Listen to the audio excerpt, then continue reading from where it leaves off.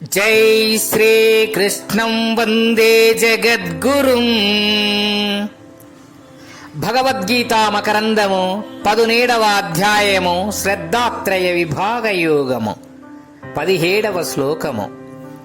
శ్రద్ధయా పరయా తప్తం తపస్తత్రివిధం నరైః అఫలాకాంక్షిభిర్యుక్తై సాత్వికం పరిచక్ష్యతే.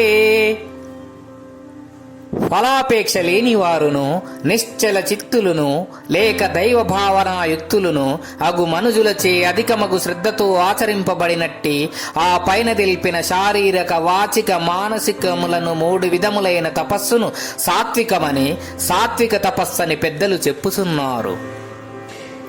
శ్రద్ధయా అను పదమునకు పరయా అను విశేషణమును చేర్చుట వలన సామాన్య శ్రద్ధ చాలదనియు మిక్కుటమైన శ్రద్ధ లేక ఉత్తమమైన శ్రద్ధ అవసరమని విదితమగుచున్నది. ఏలయనగా సాధకునకు మధ్య మధ్య ఏవైనా అవాంతరములు కలిగినచో అల్పమగు శ్రద్ధ చెలించిపోవచ్చును.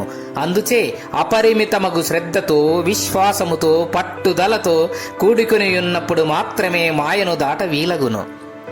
నరైహే ఈచట నరులు అని చెప్పబడినదే కాని జాతి మత కులాదులెవ్వియూ పేర్కొనబడలేదు.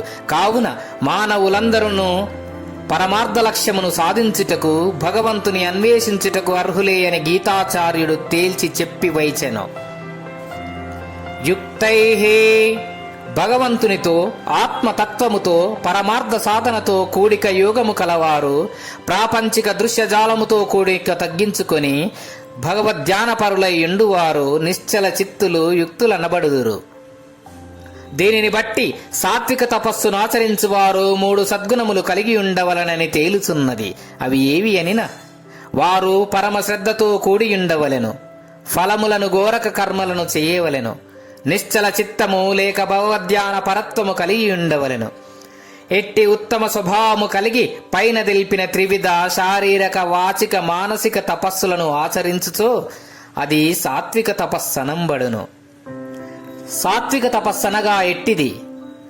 అత్యంత శ్రద్ధతో ఫలాభిలాషరహితముగా నిశ్చల చిత్తుడై లేక దైవ ధ్యానపరుడై పైన తెలిపిన త్రివిధ తపస్సులను చేయుటయే సాత్విక తపస్సనబడును. భగవద్గీత మకరందము. జై శ్రీకృష్ణం వందే జగద్గురుం. గీతాచార్యులు.